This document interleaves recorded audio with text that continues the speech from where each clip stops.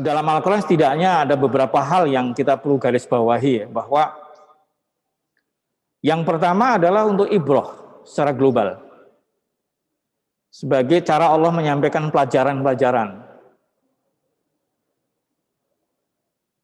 Ya, fa'tabiru ya ulil absor gitu ya. Kalau Allah menyampaikan sejarah suka ditutup dengan ambillah ibrah wahai orang-orang yang punya kapasitas berpikir, punya basirah. Atau di sisi lain Allah menyuruh kita cari potret diri kita.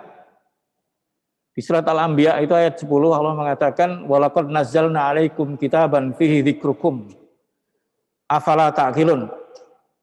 Dan telah benar-benar aku turunkan kepada kalian satu kitab, di situ menyebutkan siapa kalian.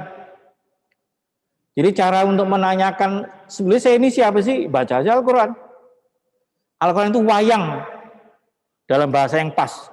Bayangan-bayangan, potret-potret, sosok, karakter, personality itu tinggal kita cocokin aja. Sebenarnya kita itu Musa atau Firaun gitu, kira-kira gitu. Kalau kaya jangan-jangan Korun, kalau pinter jangan-jangan Balaam. Itu penting untuk kita cari. Di sisi lain Allah juga mengingatkan bahwa mencari diri kita sendiri itu jauh lebih sulit daripada mencari orang lain. Sehingga butuh padanan-padanan. Ahli sejarah, ahli arkeologi mungkin bisa menemukan kota yang sudah hilang. Kotanya kaum Ad, yang memang nggak berbekas sama sekali di satu lembah padang pasir yang disebut namanya Arbul Khali. Namanya empty square kalau bahasa Inggrisnya ya. Ketemu, tapi bisa saja yang menemukan itu dirinya hilang. Ketumpuk nggak pernah ketemu di peradaban dia sendiri, di pikiran dia sendiri, hilang. Itulah Al-Quran mengingatkan terus-menerus. Nah, Al-Quran sendiri, Al-Fatihah sebagai umul kitab saja, setelah ihdinas siratal mustaqim, setelah jalan, maka perlu ada orang-orang yang komitmen dengan jalan itu, orang yang inkonsisten dan orang yang tidak tahu. Siratal ladzina an'amta 'alaihim ghairil maghdubi 'alaihim waladhdallin. Kalau an'amta 'alaihim yang komitmen dan konsisten dan resisten. Kalau yang maghdub 'alaihim itu gampangnya yang inkonsisten. Dhalin yang memang nggak tahu. Nggak tahu. Dan Allah bikin parade untuk mencari diri kita itu sendiri. Disebut nabiyin, siddiqin, syuhada, dan sholihin. Nah, kita menemukan mereka itu penting. Nah, yang akan kita bahas hari ini, spesifik ayatnya adalah Allah berfirman di surat Al-Baqarah nih ayat 134. Jadi setiap kali kita belajar sejarah itu ada ada message-message penting, pongkol-pongkolnya gitu. Salah satunya adalah Al-Baqarah 134, Allah berfirman, tilka ummatun qad khalat laha ma kasabat walakum ma kasabtum wala tus'aluna amma kanu ya'malun. Tilka ummatun, itu umat sudah selesai. Udah kelar. Tinggal sejarah, tinggal tulisan, tinggal cerita yang kita dengar, tulisan yang kita baca. Laha maka sahabat, kalaupun umat tersebut mendapat sesuatu dari pekerjaan mereka, entah pahala atau dosa, apapun yang mereka lakukan, maka bukan urusan kalian. Walakum maka sabtum, justru yang akan jadi milik kalian adalah apa yang kalian kerjakan.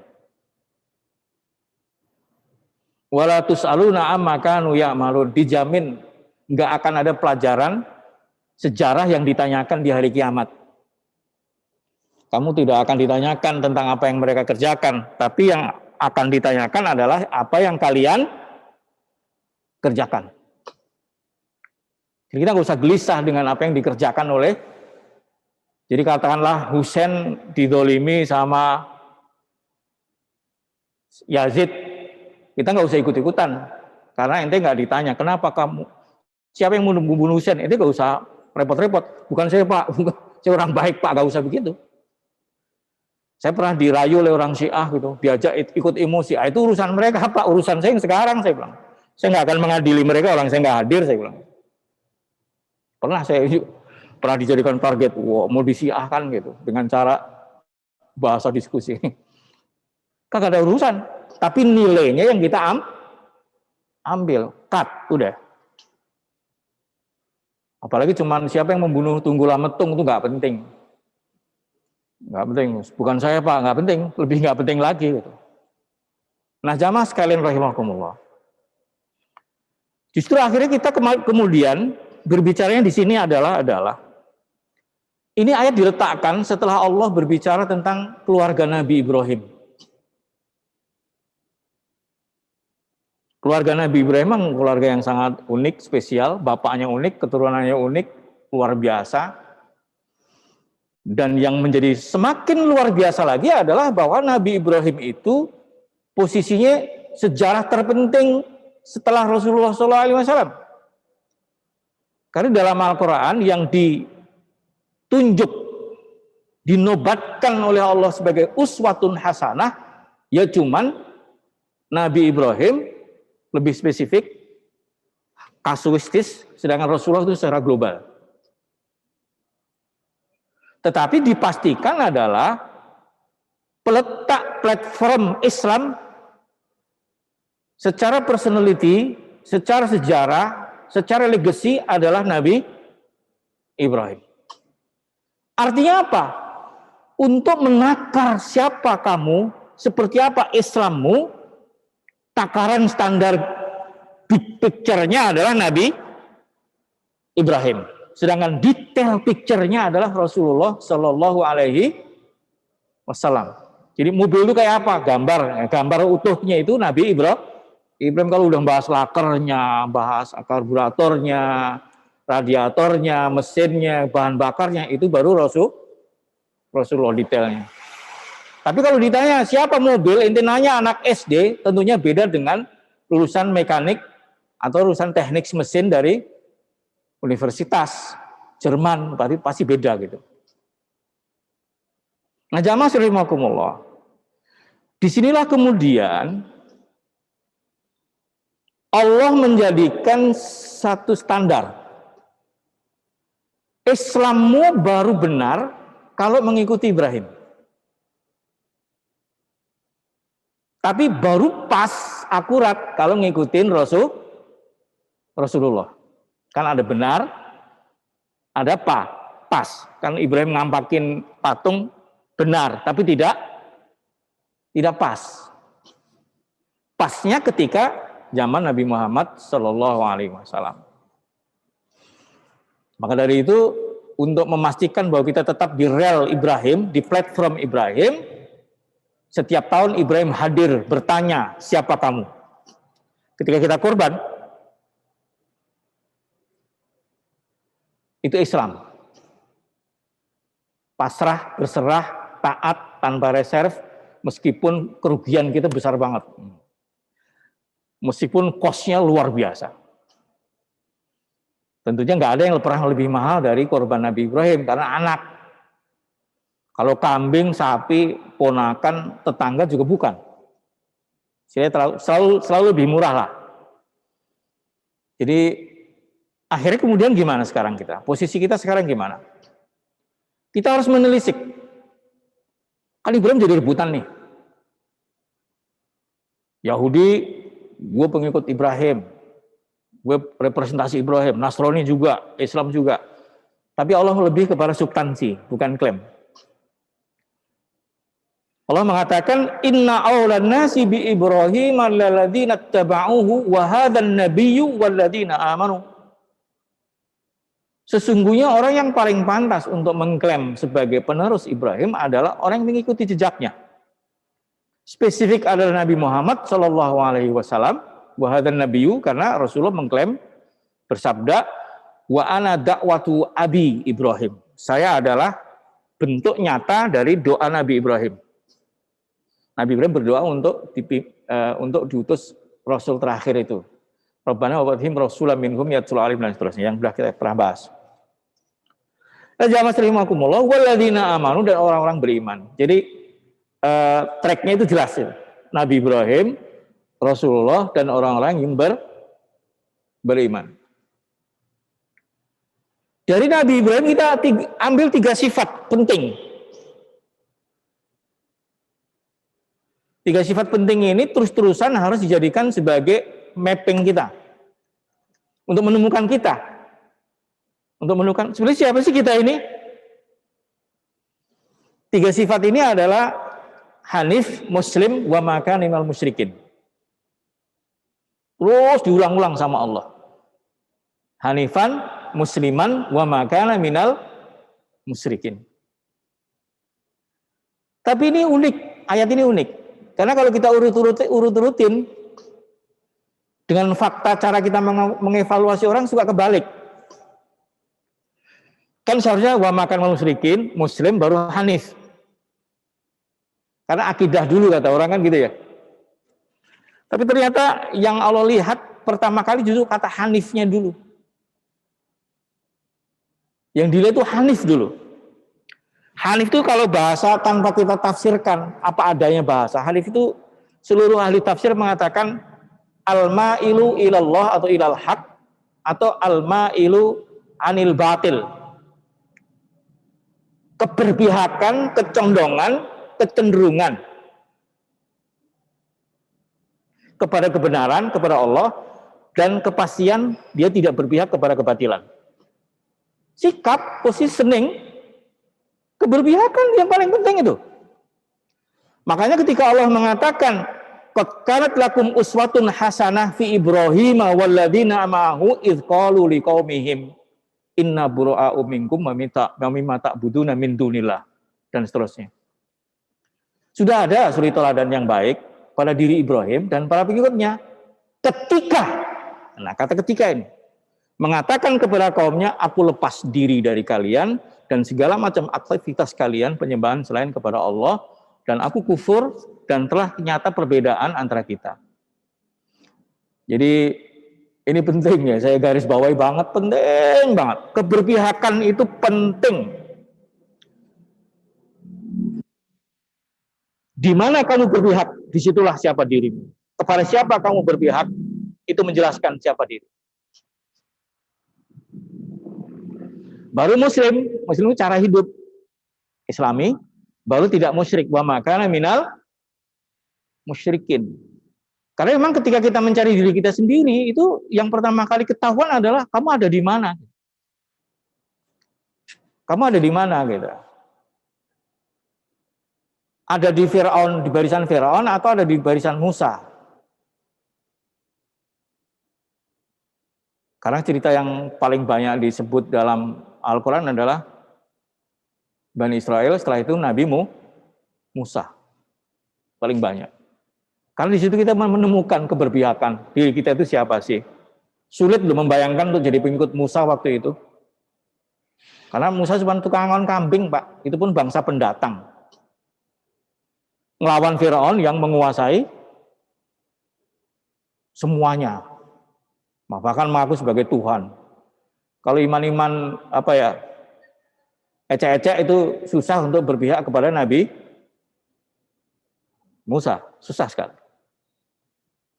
Nah, baru Muslim, wa makan minal musyrikin. Kalau Rasulullah SAW ketika kata uswatun hasanah itu diturunkan, qad kana lakum fi Rasulillah uswatun hasanah, itu turun di surat Al-Ahzab dan di frame dengan suasana perang Ahzab.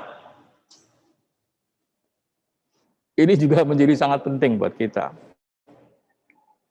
Jadi saya ulangi ya, kata Hanif ini penting, keberpihakan. Maka para nabiin, siddiqin, syuhada, solihin, itu rata-rata orang berani berkorban. Mayoritas nabi-nabi Bani Israel, bahkan ada yang rasul, itu syahid. Kalau nabi nggak kehitung jumlah yang syahid terbunuh. Kalau Rasul minimal ada Nabi Zakaria sama Nabi Yahya terbunuh. Syahid. Terus para sahabat radhiyallahu anhum juga rata-rata, bahkan Ansor itu nggak nyisa. Ada sebuah klaim penelitian bahwa Ansor itu tidak nyisa, syahid semua. Kalau Muhajirin enggak. Atau kemudian kita ke generasi berikutnya, generasi ketabiin ya. Banyak tabiin yang masuk penjara, yang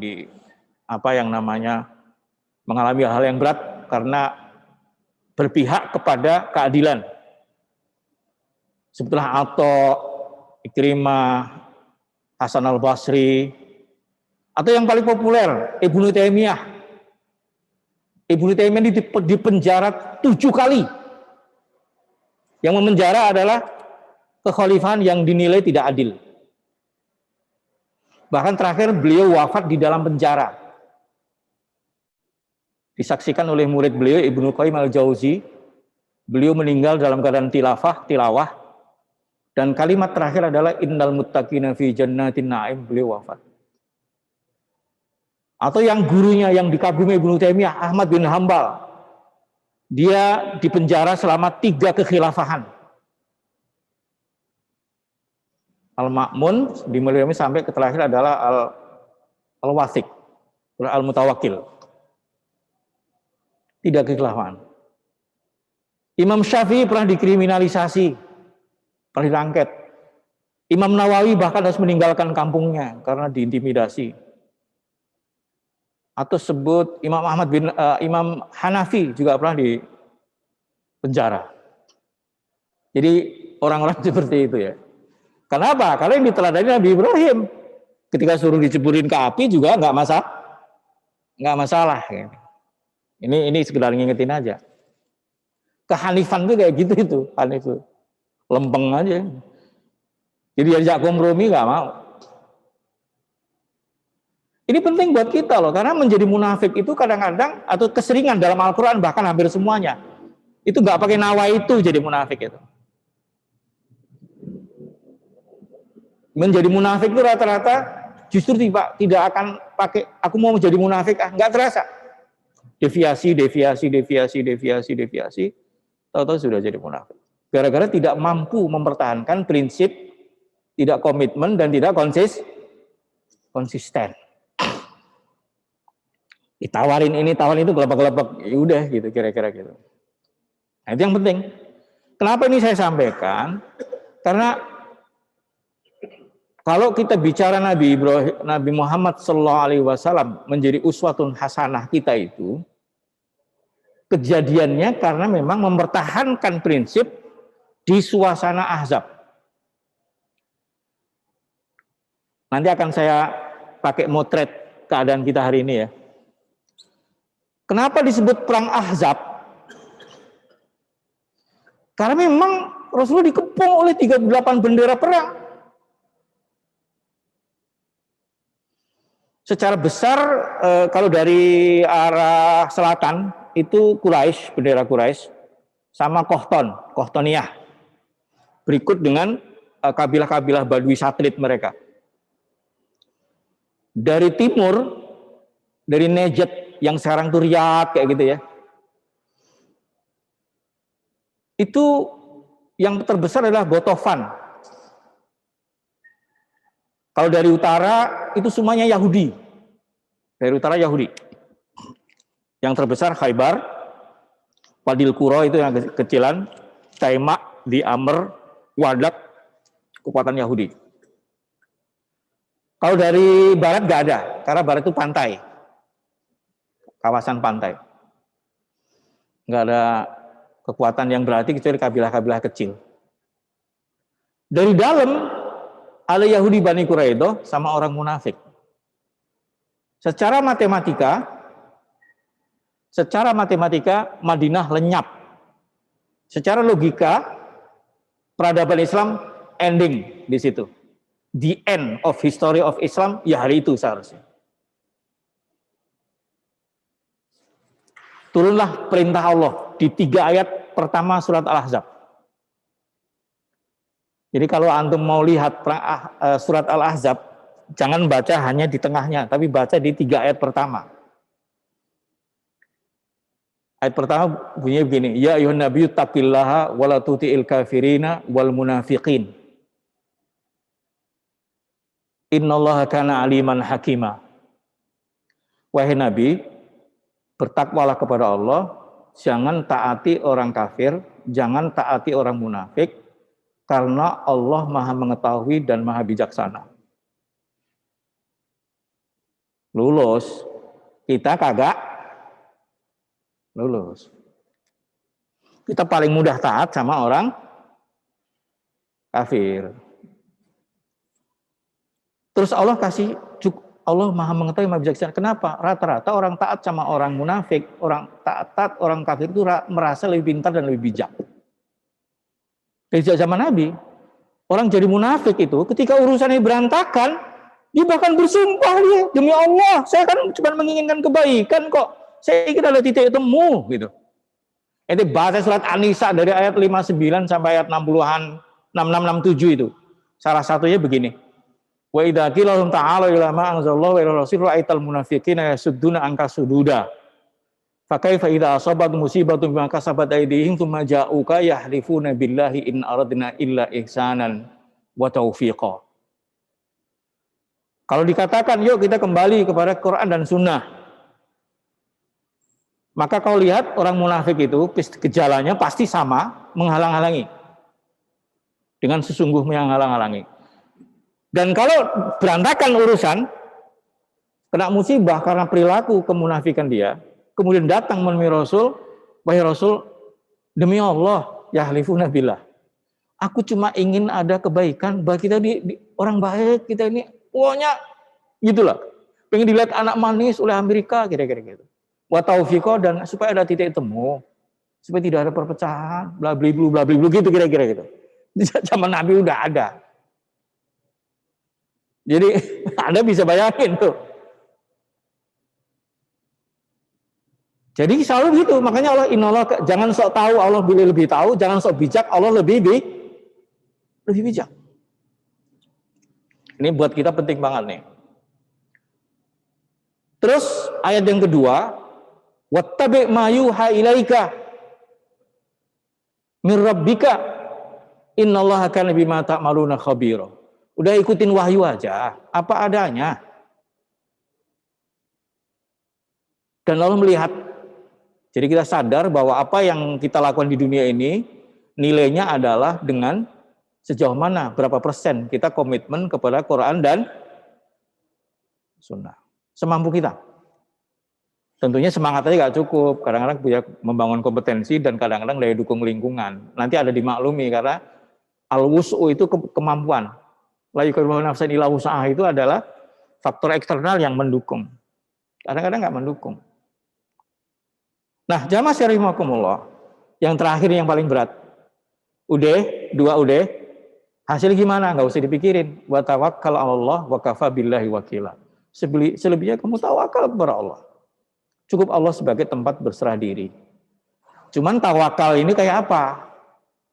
Ditaruh di surat Al-Ahzab karena salah satu nama perang Ahzab itu perang Khandaq. Tawakal gaya Rasulullah itu kayak apa? Apakah ya udahlah kita tawakal doa aja? Enggak.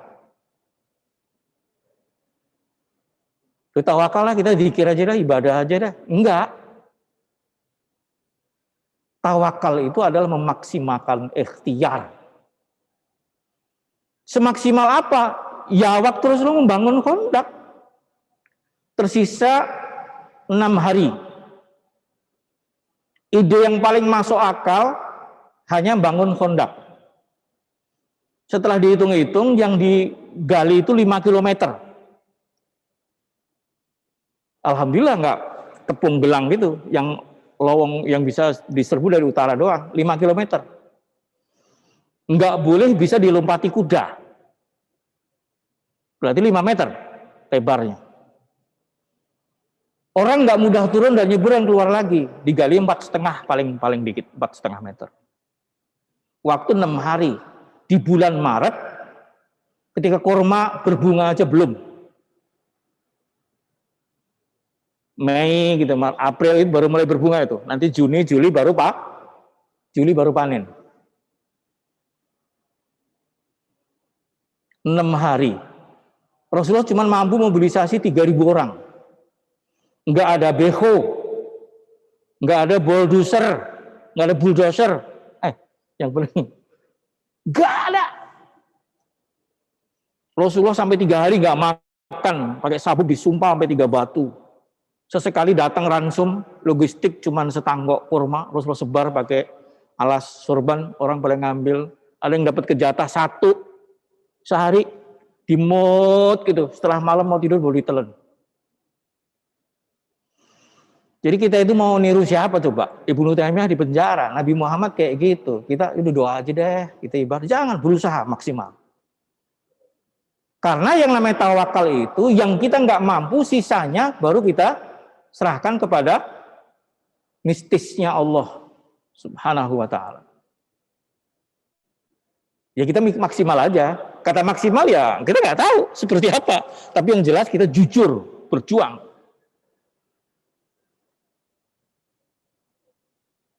Sehingga ketika dikepung kurang lebih 1,5 bulan.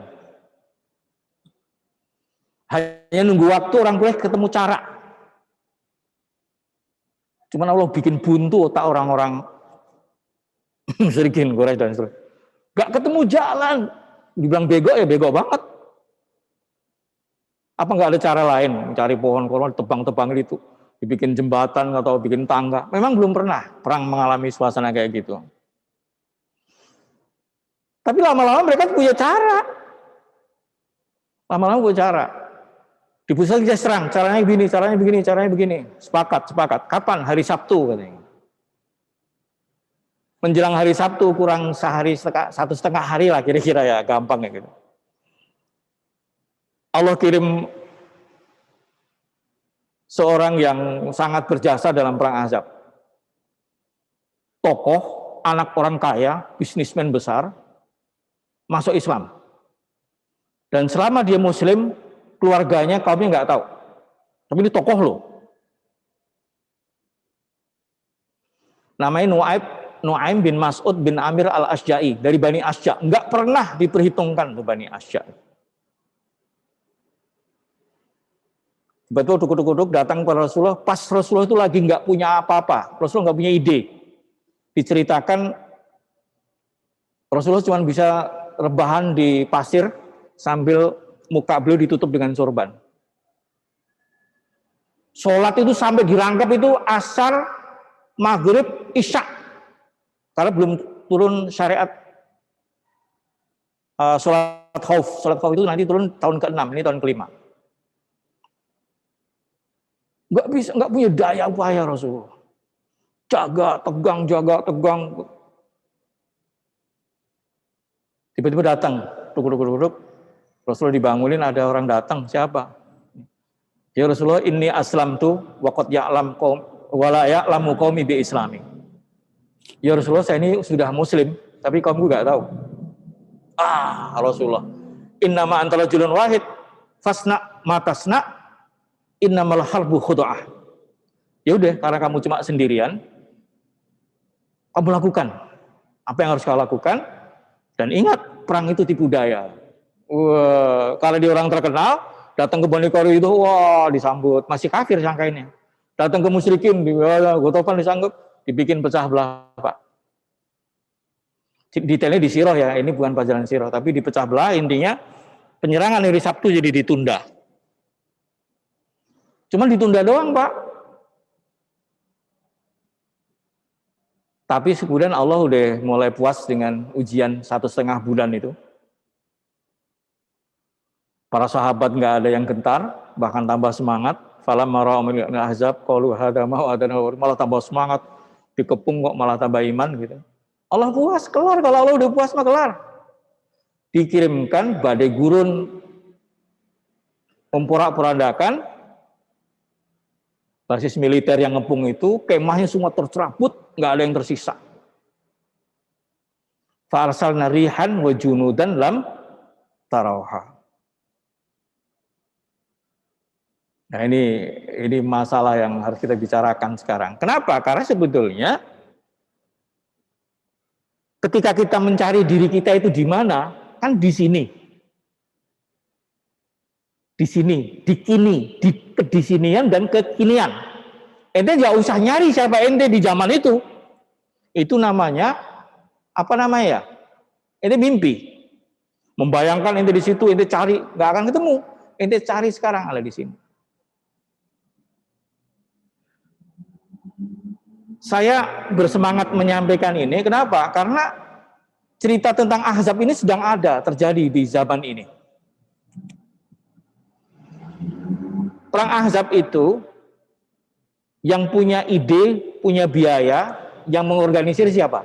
Yahudi. Tokoh nomor satu namanya Huyai bin Akhtab, membentuk tim 20. Tim 20. Tim 20 ini orang kaya dan pintar, ulama-ulama Yahudi. Dia bikin lobi-lobi ke seluruh Jazirah Arab, terutama Hijaz, yang masih bisa dilobi untuk melenyapkan Madinah. Ya, terus gimana kalau gitu ya? Kita hidup di zaman, hampir seluruh ustadz yang membahas tentang akhir zaman, yang berbasiskan dengan hadis roadmap nubuat Nabi. Nubuat Nabi kan khilafah ala manhaj nubuwah, malikun adud, mulkiyah jabriyah, atau mulkiyah jabriyah, redaksinya macam-macam. Baru nanti kepada khilafah ala manhaj nubuwah lagi. Hampir semua ustadz sepakat kita berada di zaman mulkiyah jabriyah. Mulkiyah jabriyah itu translate-nya tidak letterlek diktator. Tidak. Karena kalau diktator, sahabat masih hidup aja sudah ada sangat super diktator yang sebanding dengan Mao Zedong. Namanya Hajjaj bin Yusuf, panglima perangnya siapa? Yazid. Membantai umat Islam nggak kehitung. Di zaman Abbasiyah juga ada diktator yang kejam juga, yang namanya Abu Muslim al-Khurasani, sama. Tetapi mulkiyah jabriyah yang lebih tepat kalau kita konfirmasikan, kita kita klarifikasikan dengan fakta sejarah adalah kekuasaan-kekuasaan yang dipaksa. Kekuasaan yang dipaksa. Kekuasaan-kekuasaan yang setelah dipaksa mungkin jadi memaksa juga atau enggak memaksa juga. Tapi yang jelas mereka dipaksa. Peran umat Islam nol. Kecuali sebagai bidak. Mulai kapan? Mulai selesai perang salib. Kapan selesai perang salib? 1917. Ketika Palestina direbut tentara Inggris. Zaman itu proksi Yahudi itu Inggris. Dominasi, trade dominasi, terutama currency dominasi adalah pound sterling. Terus sekitar 1924 atau dimulai dari 1922 dan seterusnya gitu ya. Itu khilafah hilang. Menjadi negara sekuler, tersekuler sepanjang sejarah karena tak berdaya. Khilafah hilang. Akhirnya Perang Dunia Pertama kelar 1918, fungsi Inggris sudah dianggap tidak penting. Terus Liga Bangsa-Bangsa juga dibikin, sudah dirasa tidak penting. Dibikin Great Depression dulu. Terus akhirnya Perang Dunia Kedua ganti proksi. Proksinya Amerika. Dominasi currency-nya adalah dolar. Lembaga pengikatnya adalah PBB. Lembaga finance-nya adalah World Bank. Kebijakan ekonomi adalah IMF. Betul kata Allah. Dunia kala angkabutit takhadat baitan, seperti rumah laba-laba. Laba-laba ini nggak pernah kelihatan, tapi semua kejerat. Kakinya 8, memang betul kakinya 8. Kalau kita lihat tentang kekuasaan keuangan dunia yang mengendalikan dolar kan ada di Basel. Basel itu punya direktur on board itu 10, yang 2 itu palsu, yang 8 asli. Itu memang mencengkeram dunia lewat. Dan sejak itu memang semua dipaksa. Karena Islam kehilangan peran. Begitu khilafah hilang, Islam kehilangan peran. Arab yang dulunya kawasan Islam dipecah belah. Balkan bahkan sampai lahir teori namanya Balkanisasi. Ya cabik-cabik habis-habisan. Dan akhirnya kalaupun ada pemerintahan yang nggak berdaya, nggak nurut, hilang, nggak nurut, hilang, nggak nurut, hilang, gitu aja. Ya, disinilah mulkiyah Jabriyah. Disinilah kita harus kembali kepada fikrah kita. Jangan taat sama orang kafir, jangan taat sama orang munafik. Ikuti Quran dan Sunnah. Serbi tawakal. Resiko terburuk mati. Resiko terburuk apa? Mati. Terus kalau nggak mati karena Allah, mati karena apa? Nggak masalah. Nah dari sinilah saya katakan hari ini temanya apa? Sejarah dakwah dan kita sebagai umat Islam. Mau di mana kita? Kalau lagi baca sejarah mah semua berpihak kepada Nabi Musa. Membaca. Prakteknya pada jadi koron. Tergila-gila sama punya duit banyak itu nggak masalah Pak. Yang nggak boleh itu pemburu kenikmatan, namanya hedonis, mutrof bahasa Arabnya. Nggak punya duit, agama nggak bakal tegak kalau kita nggak punya duit. Karena Allah mengatakan harta itu membuat kita tegak. Allati ja'alakum qiyaman. Kita nggak punya duit, ambruk Pak. Makanya kalau dilihat fatwa Ibnu Khaldun, fatwa Imam Ghazali, makanya saya paling nggak suka lah dengan teman-teman ustadz yang kalau ngasih ke doktrin materi itu kayak serem gitu materi gitu. Duit gak dibawa mati katanya. Padahal ya Allah Rasulullah bilang ni'mal malu soleh fiyadi rajulis soleh. Bagus loh kalau duit itu baik di tangan orang baik. Kita bisa beli jenderal untuk soleh. Soalnya beli jenderal untuk bahlul kan gitu kan. Anggota parlemen kita bisa buyur duit untuk kebaikan. Imam Ghazali, yajib li ahli din ayyakuna adla malin wajahin yatahassanu ma yatahassanu bihi dinahu. Kamakolan ini redaksi agak, tapi bahasa Arabnya benar. Diwajibkan untuk para ahli agama memiliki uang dan kedudukan adna ma yatahassanu bihi dinahu, yang kira-kira minimumnya cukup untuk menjaga agamanya. Ibnu Khaldun bilang, amar ma'ruf nahi munkar nggak akan bisa kita lakukan kalau kita tidak punya duit dan kedudukan. Man ra'a minkum munkaran falyughayyirhu biyadihi. Yap. Kekuatan. Di zaman sekarang memang rumit sekali. Rumit sekali. Di tahun 90-an saya pernah berdebat dengan almarhum, berdiskusi ya, dengan almarhum Ustadz Rahmat Abdullah. Mungkin sebagian ada yang kenal Ustadz Rahmat Abdullah. Karena saya akrab banget sama beliau, sering ketemu. Ketemu hadis itu kontradiksi. Sepintas kontradiksi. Dua-duanya hadis sahih. Yang satu man ra'a minkum munkaran falyughayyirhu biyadihi dan seterusnya. Yang satu Rasulullah bilang fa'alaika bi khassati nafsika.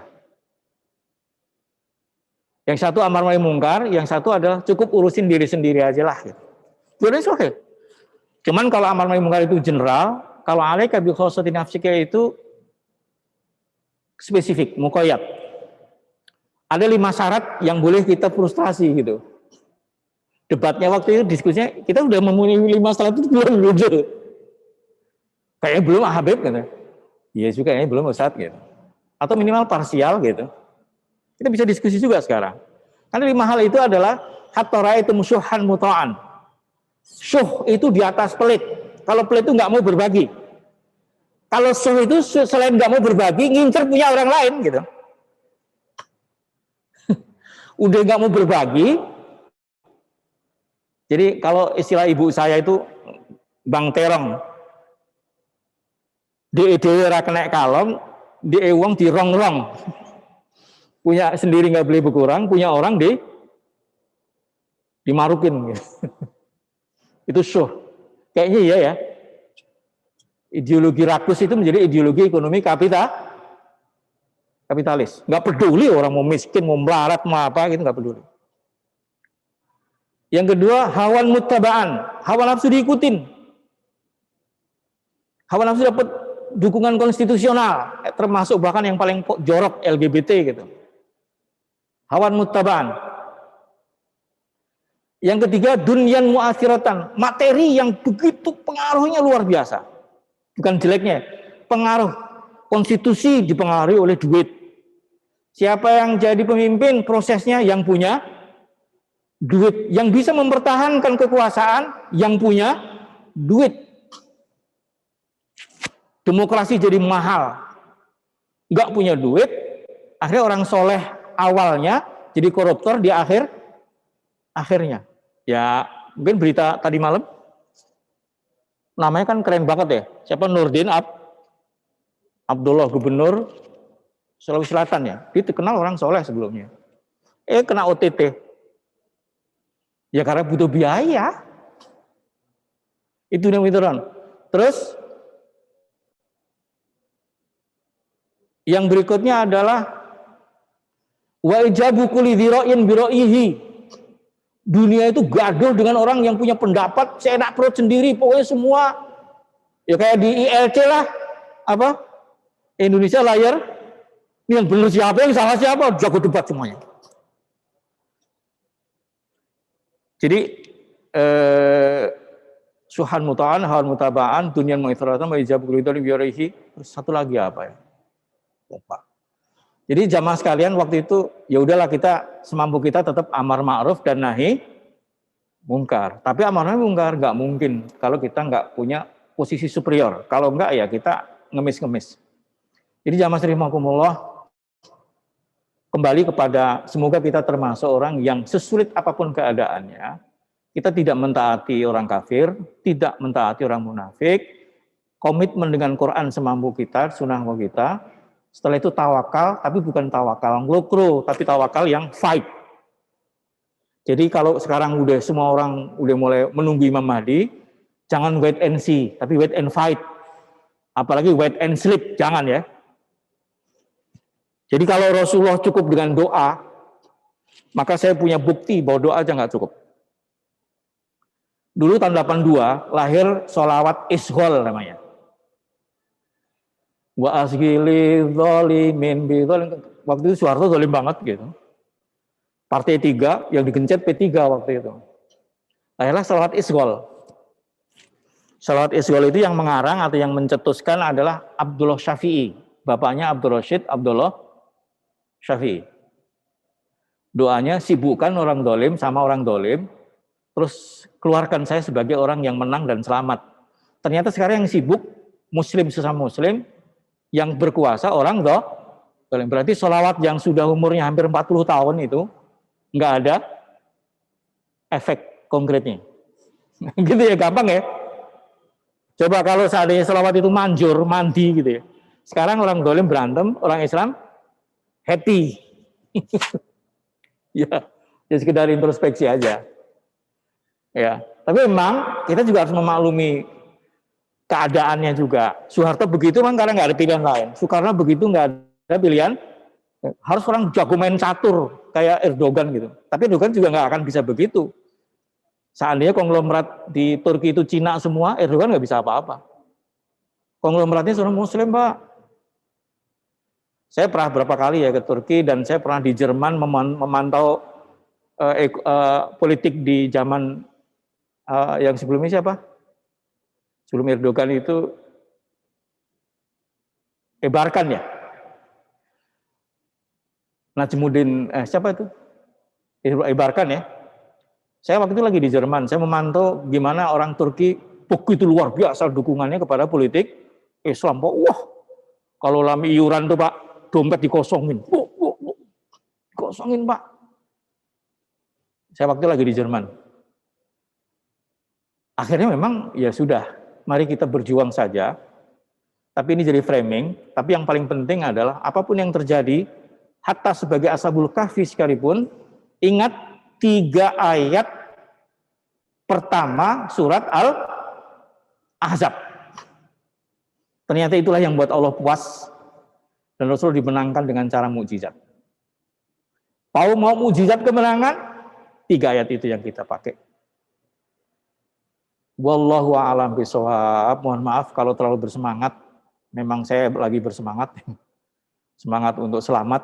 Semoga doakan yang ngomong bisa selamat, yang dengerin juga selamat. Dan yang nggak denger juga umat Islam selamat. Silahkan kalau ada mau yang bertanya, ini waktunya udah lewat banyak ya. Ya, kalau kita ambil framing cerita yang diambil oleh Rasulullah dan para sahabat, berserah diri kepada Allah itu maksimalkan ikhtiar, ya seandainya tidak Allah tolong, apa sih susahnya ngelompatin itu? Kan kosnya besar, Pak. Kosnya besar artinya paling besar itu apa sih? Mati kan? Perang gitu. Kalau dalam kehidupan kita sehari-hari,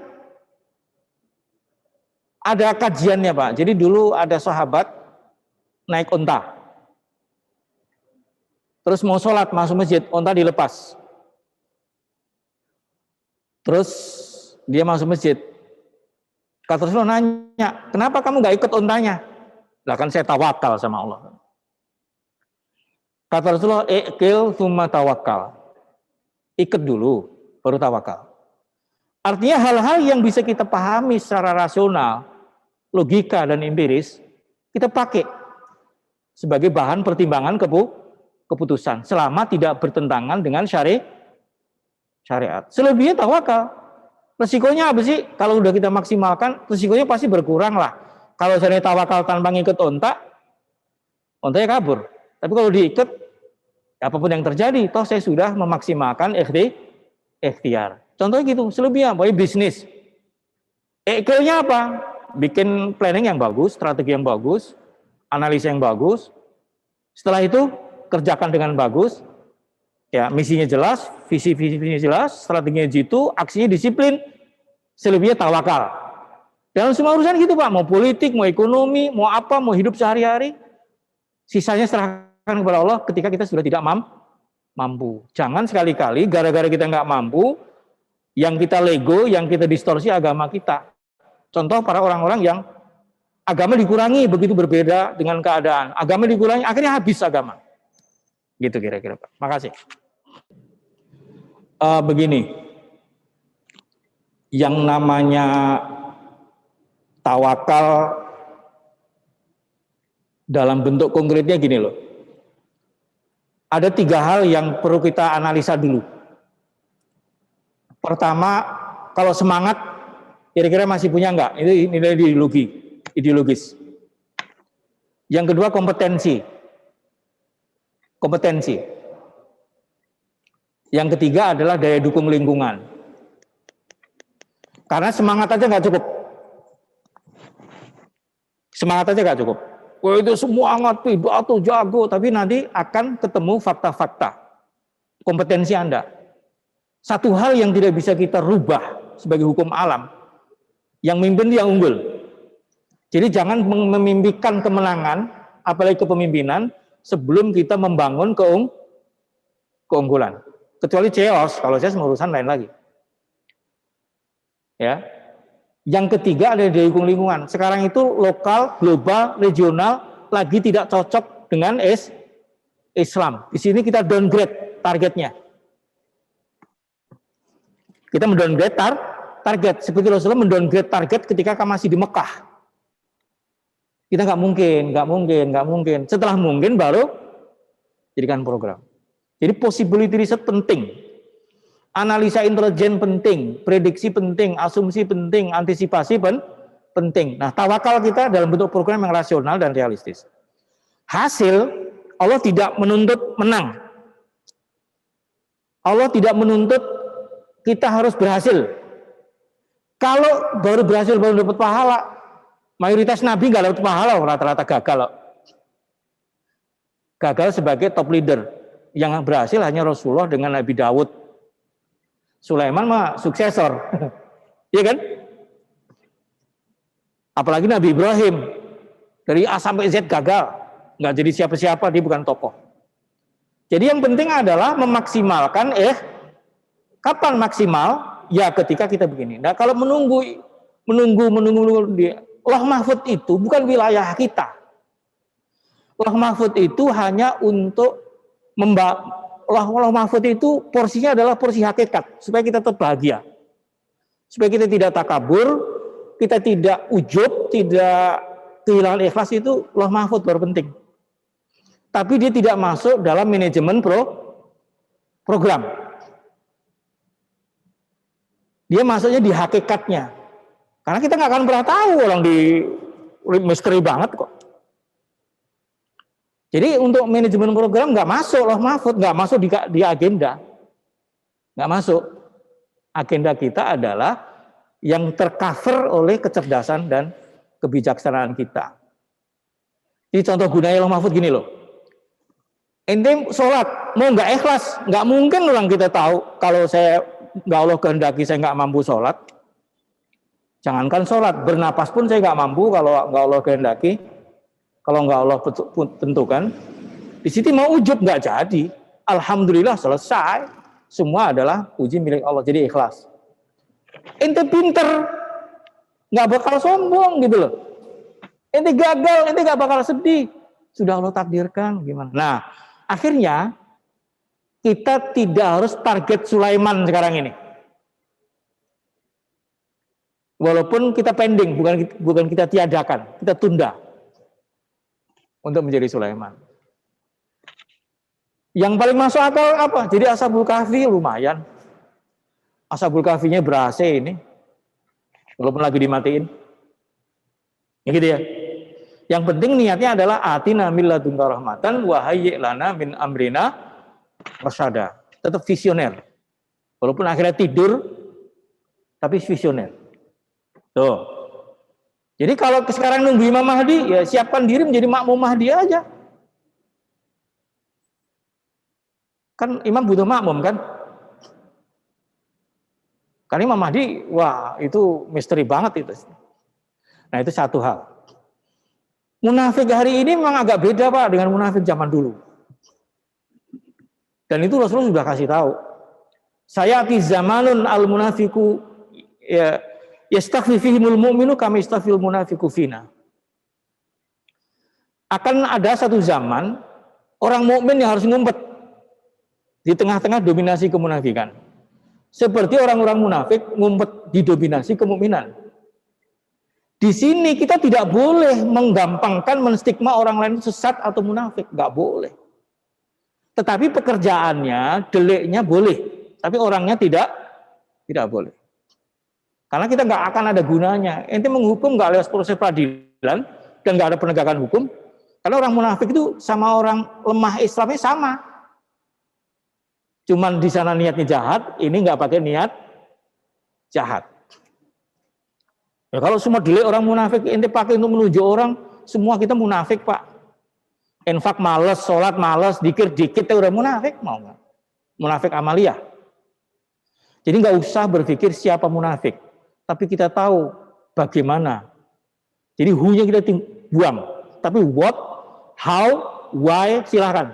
Tapi who-nya nunggu ada peradilan. Karena Rasulullah juga nggak pernah menunjuk orang munafik kecuali sudah mendapat delik pelanggaran konstitusi, baru diadilin. Jadi nggak usah berpikir jauh-jauh siapa munafik, siapa enggak dan seterusnya, karena akan berat sekali. Jadi kalau ente hari ini anti khilafah, ya udah pasti pengikut Dajjal. Karena Imam Mahdi itu manhajnya khilafah. Pastikan aja walaupun ente bukan anggota Hizbut Tahrir dan nggak harus jadi anggota Hizbut Tahrir, ente jangan anti kata-kata khilafah. Karena itu genuine langsung dari Allah Subhanahu wa Ta'ala dan dari Rasulullah Sallallahu Alaihi Wasallam. Kata-kata khilafah itu ada di Quran dan ada di Sunnah. Ente anti, saya nggak tahu kalau nggak tobat, jelas dia musuhnya Imam Mahdi. Gampang kan? Bisa ketahuan kan? Kira-kira ente Mahdiyin atau Dajjaliyin, ya, kan gitu ketahuan. Ya kan konfrontasi Mahdi dan Dajjal, lo Mahdiin atau lo Dajjaliin, Ezi, so Ezinya gitu loh. Nah gitu ya Mas ya. Bulan depan penting karena akan bahas tentang sibghah. Ane tonggak tafsirnya nanti tentang sibghah. Diinformasikan biar nggak absen. Iya. Doa kifaratul majlis ya. Subhanakallah bihamdika asyhadu an la ilaha illa anta astaghfiruka wa atubu ilaik. Hadza ma'qul. Assalamualaikum warahmatullahi wabarakatuh.